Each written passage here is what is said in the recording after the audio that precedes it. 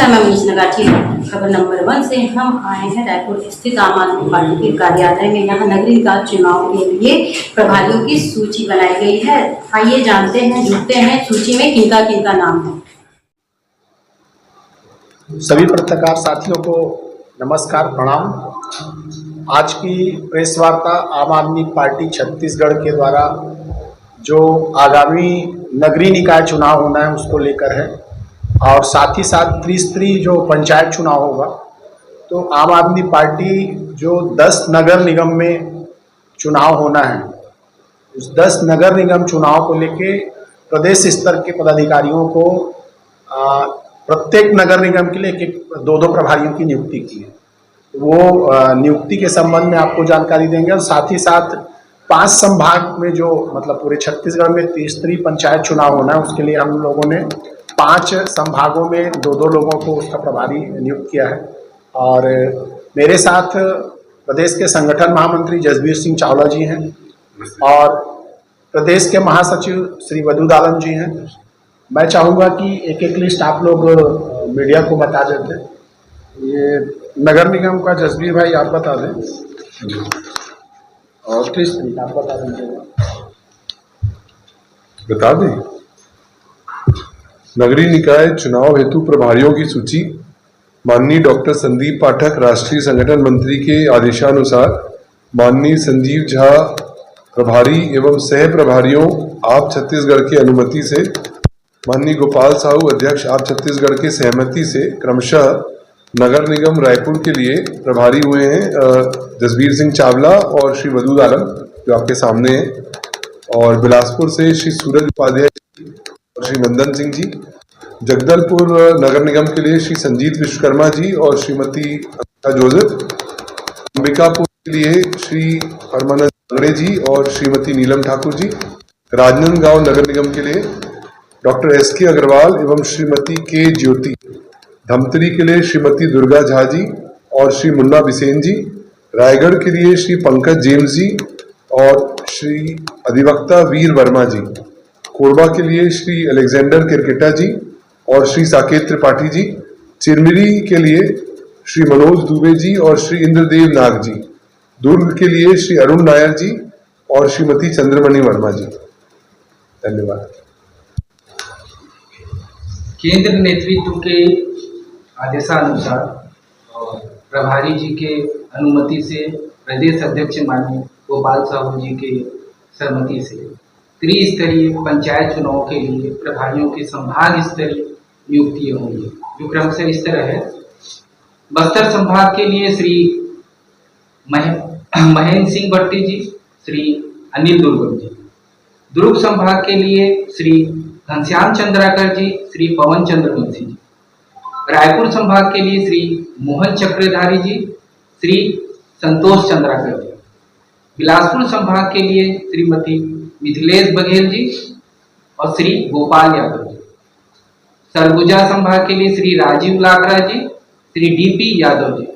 और ये जो जिम्मेदारियां हैं, ये आने वाले जो आदेश तक के लिए, ये आगामी आदेश तक के लिए ये जिम्मेदारियां त्रिस्तरीय पंचायत चुनाव की संभाग स्तर पे दी गई है। धन्यवाद। हम लोग अभी स्टेट कमेटी की बॉडी जो है दिल्ली गई थी, और माननीय संदीप पाठक जी प्रभारी जी के साथ हम लोगों की मीटिंग हुई है। सैद्धांतिक सहमति केंद्र नेतृत्व से मिला है कि आप लोग रायपुर दक्षिण का तैयारी करिए, पार्टी चुनाव लड़ेगी, और हम लोगों ने उस स्तर पे तैयारी भी चालू कर दी है, और रायपुर के चुनाव को बहुत अच्छे से लड़ेंगे, चाहे वो रायपुर दक्षिण हो, चाहे रायपुर नगर निगम का हो, और बाकी के 70 वार्ड का हो। हम लोगों का अंडरग्राउंड बहुत अच्छी तैयारी चल रही है, और बहुत अच्छा चुनाव लड़ेंगे इस बार कोई गठबंधन का चांस नहीं है। बिलासपुर बहुत अच्छा लड़ेंगे। इस प्रकार सारे ही चुनाव अच्छा लड़ेंगे, लेकिन मतलब मजा आएगा इस बार के चुनाव। गठबंधन से क्या सीखा? गठबंधन एक्चुअल में वो सेंट्रल लेवल पे हुआ था, केंद्र सरकार की तानाशाही के खिलाफ। जिस प्रकार अरविंद केजरीवाल जी ने मोदी जी के तानाशाही के खिलाफ, उनकी गलत नीतियों के खिलाफ सवाल उठाना चालू किया, उससे घबरा के, और अरविंद जी की शिक्षा नीति से और स्वास्थ्य की नीति से और रोजगार की नीति जो जिस तेजी से बढ़ रही थी, तो आप समझ सकते हैं कि गुजरात चुनाव में उन्होंने एक फर्जी स्कूल का वीडियो बना के डाला कि गुजरात में भी ऐसे स्कूल हैं, जिसको बाद में आम आदमी पार्टी द्वारा जांच की गई तो फर्जी निकला।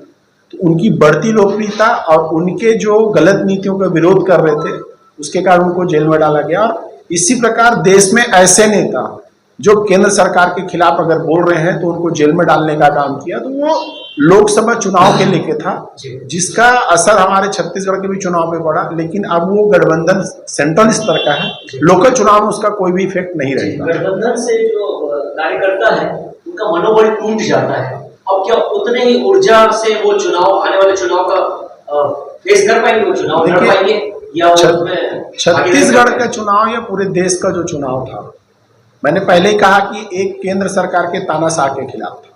और जब हम कोई बड़ी लड़ाई लड़ते हैं तो कई बार हमको छोटी कुर्बानियां देनी पड़ती, जो हम छत्तीसगढ़ में दिए। हम दोगुने उत्साह से, किसी भी कार्यकर्ता का मनोबल नहीं टूटा है, क्योंकि हमारा कॉज बड़ा था। ये दुनिया जानती, अरविंद केजरीवाल जी, सत्येंद्र जैन जी, मनीष सिसोदिया जी बेगुनाह हैं। 2 साल से तथाकथित शराब घोटाला चल रहा है, 1 रुपए का भी जो सबूत है ना ईडी सीबीआई के द्वारा आज तक देश की जनता के सामने, मीडिया के सामने या न्यायालय के सामने नहीं रखा गया है। तो ये इकट्ठा होके आज कम से कम देश के सामने एक विपक्ष तो है। किन मुद्दों को लेके जाएंगे चुनाव में? रायपुर का चुनाव जो है या नगर निगम में पूरे छत्तीसगढ़ में देखेंगे, देश का सबसे पॉल्यूटेड शहरों में एक शहर रायपुर का नाम लिया जाता है। आप देखेंगे भरमार गंदगी है। रायपुर स्मार्ट सिटी के नाम पे सिर्फ पैसे खर्चा हो रहे हैं, जहां देखिए वहां गड्ढा है, जहां देखिए वहां पे पानी भरा हुआ है, नाली की सफाई नहीं है, बिजली कटौती देख लो, बिजली का रेट देख लो। और सबसे बड़ी चीज की जो नगर निगम में टैक्स लगाया था घरों पे, जिसका विरोध हम सब ने किया था, लेकिन वो टैक्स वापस नहीं हुआ।